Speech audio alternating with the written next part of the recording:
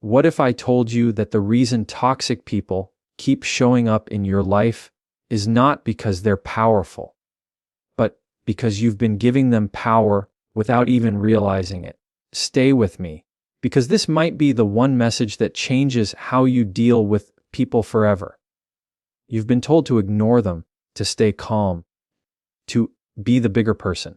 But no one ever explained why it still bothers you. No one told you why, even when you walk away, their words stay in your mind, replaying, repeating, draining your energy long after the moment has passed. And that's the real problem. It's not what they say. It's not what they do. It's what it does to you internally. Because if someone can control your emotions, they can control your decisions. And if they can control your decisions, they are quietly influencing the direction of your life. Think about that. How many times have you lost focus, lost peace, lost time because of one person's negativity? But here's what's about to shift everything for you. What if the solution is not avoiding toxic people, but becoming the kind of person they can no longer affect? In the next few minutes, you're going to understand something most people never do. You're going to see exactly how toxic people operate, why they target reactions, and more importantly, how to completely remove their influence without saying a word. And once you see it, you won't be able to unsee it. So don't skip this. Don't just listen, pay attention. Because by the end of this, you're either going to keep giving your power away, or you're finally going to take it back. Let's start with a truth that most people spend years avoiding, and it's this. Some people are not confused about you. They are not struggling to understand you. They are not misinterpreting your words.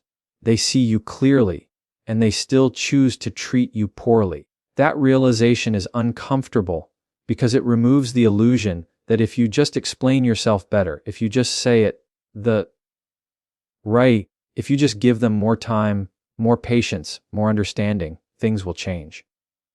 But the reality is, when someone is committed to misunderstanding you, no amount of clarity will ever be enough.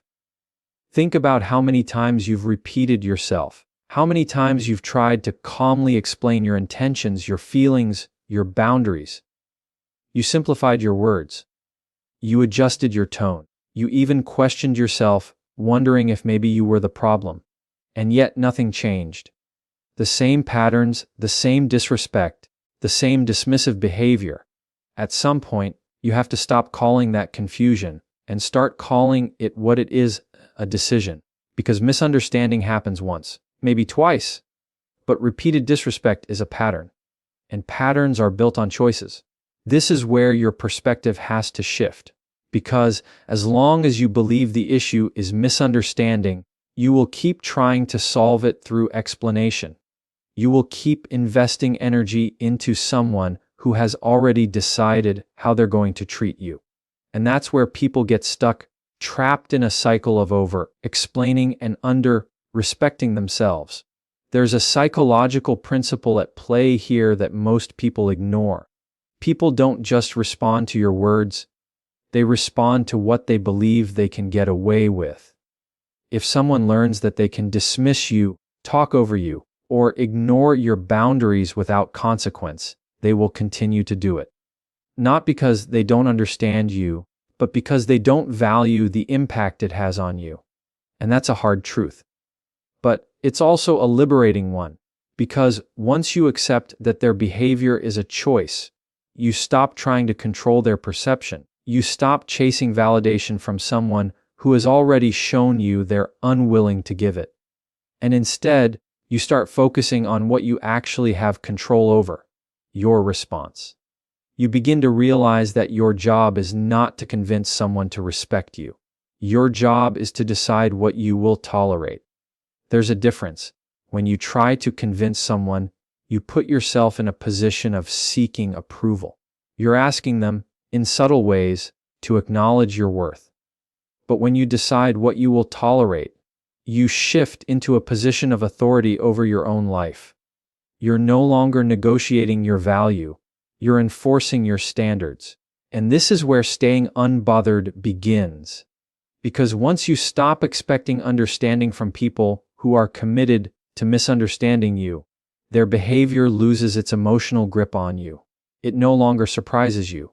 It no longer frustrates you in the same way. You see it for what it is, a reflection of them, not a failure of you. That clarity changes how you move. You speak less because you realize not everyone deserves an explanation. You engage less because you understand that not every conversation is meant to be productive. And most importantly, you internalize less because you stop taking their behavior personally. You start to see that their disrespect is not a measure of your worth. It's a demonstration of their character. And once you truly understand that, something powerful happens. You stop reacting emotionally to predictable behavior. You stop getting pulled into the same cycles. You stop trying to fix what was never yours to fix. Instead, you create distance, not always physically, but emotionally. You detach from the need to be understood by people who have already chosen not to understand you. That's not cold. That's not arrogance. That's clarity. Because the truth is, not everyone is meant to agree with you, respect you, or even like you. But everyone teaches you something, and toxic people, in their own way, teach you one of the most important lessons you'll ever learn, where your boundaries need to be stronger. So instead of asking, why don't they get me? Ask a better question. Why am I still trying to be understood by someone who has shown me they don't intend to? That question shifts your focus from them back to you. And that's where your power has been waiting all along. Because the moment you stop explaining yourself to the wrong people is the moment you start respecting yourself in the right way. And once you reach that point, you don't feel the need to prove your worth anymore. You protect your peace instead. Now, once you understand that some people are choosing their behavior, not struggling with confusion, the next layer becomes even more important. And this is where most people lose their power without realizing it. Your reaction is the currency they're after, not your logic, not your explanation, not even your truth, your reaction. Because a reaction is emotional access. It's proof that they can reach you, that they can influence your state, that they can step into your mind and rearrange your peace. And for a toxic person, that is control. Think about it carefully. Why do certain people repeat the same behaviors over and over again? Why the same comments, the same tone, the same subtle disrespect? It's not random. It's patterned. And patterns are reinforced by results.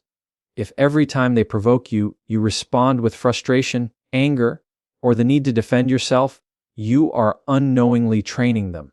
You're teaching them that this behavior works, that it gets your attention, that it pulls you in. And attention, in this context, is not neutral, it's reward. There's a concept in psychology that explains this very clearly. Behavior that is rewarded gets repeated. Even negative attention can function as a reward if the goal is control or emotional impact.